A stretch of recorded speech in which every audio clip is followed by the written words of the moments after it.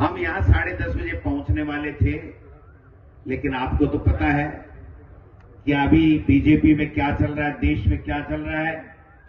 रात से आए बैठे हैं मुख्यमंत्री जी और कह दिया डोटासरा जी और रंधावा जी को लेट कर दो, इनका प्रोग्राम नहीं होगा, इनकी मीटिंग नहीं होगी, इनका मैसेज खराब चला जाएगा।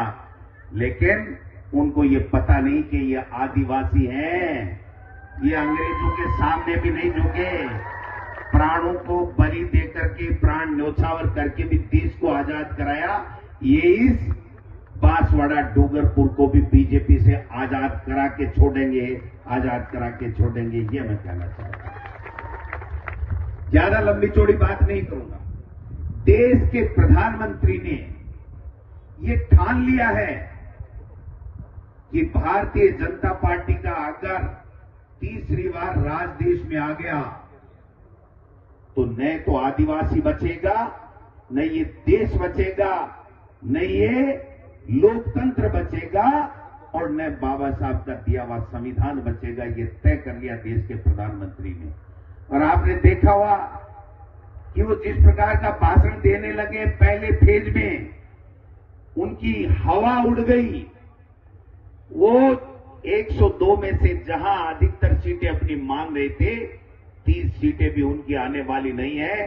और पूरे हिंदुस्तान में 4 जून को आप देख लेना, वो 150 के अंदर रह जाएंगे, 150 के अंदर रह जाएंगे। ये 400 पार इसलिए करना चाहते हैं भाइयों कि इनको संविधान बदलना है, आपके वोट का अधिकार समाप्त करना है, आपका आरक्षण समाप्त करना है और आदिवासी कोई उन्नति नहीं कर सके, उनका बच्चा पढ़ नहीं सके, उनको कोई सुविधाएं नहीं मिले, इस प्रकार की व्यवस्था करने का ये काम कर रहे हैं।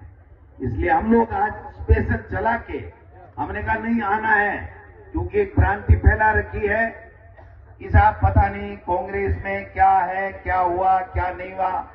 मैं आपको स्पष्ट कह देना चाहता हूं इस मंच के माध्यम से, कांग्रेस पार्टी ने तय कर लिया है कि यहां से भारतीय जनता पार्टी के उम्मीदवार जो हमारे साथ गद्दारी करके गया है, उस महेंद्रजीत मालवीय को सबक सिखाना है, उसको हराना है।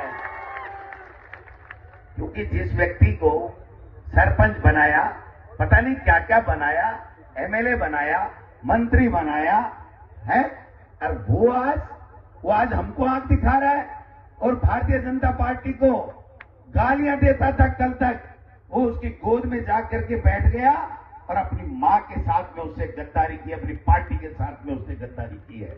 इसलिए मैं आपसे निवेदन करने आया हूं, हमने बड़ा सोच समझ के फैसला किया है।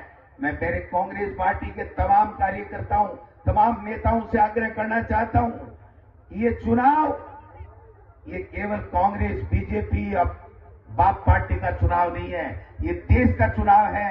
बहुत सोच समझ के फैसला किया गया है। तमाम लोग एकजुटता के साथ में 26 तारीख को राजकुमार रौत और बाप पार्टी को, इस गेडिया को जिता करके लोकसभा में भेजने का काम करें। और जो कांग्रेस पार्टी के आदेश को नहीं मानेगा, जो कांग्रेस पार्टी में नहीं रहेगा, भाइयों कांग्रेस पार्टी में नहीं रहेगा। ये कोई तमाशा है? मर्जी है तब जिसने कांग्रेस के हाथ के निशान के ऊपर चुनाव लड़ा, या तो मालवीय की तरह चला जाए, और यह कांग्रेस पार्टी जब बाप को समर्थन दे रही है तो यहां से बांसवाड़ा और डूंगरपुर में यहां से गेडिया को जिता करके लोकसभा में भेजने का काम करे। ये एक संदेश देने के लिए हम लोग आए। आज कितने नीचे स्तर पे उतर गए थे इसके प्रधानमंत्री, सोचना नहीं चाहिए हमको? हिंदू मुस्लिम करने लग गए कि सारा का सारा मुसलमानों को दे देंगे। मैं कहता हूं देश के प्रधानमंत्री को यहां आकर के अगर उन्होंने भाषण दिया तो हमारे इन आदिवासी भाई बहनों को क्या देंगे, ये बात करनी चाहिए थी, न कि इस देश में नफरत फैलाने की राजनीति करनी चाहिए थी। देश में नफरत फैला करके, देश के टुकड़े टुकड़े करके वो अपनी सत्ता में काबिज रहना चाहते हैं। ये मुमकिन नहीं है। मोदी जी, ये आदिवासी हैं जिन्होंने अंग्रेजों के सामने घुटने नहीं टेके, गोलियां खा के अपने आप को शहीद कर दिया, लेकिन देश को आजाद कराया।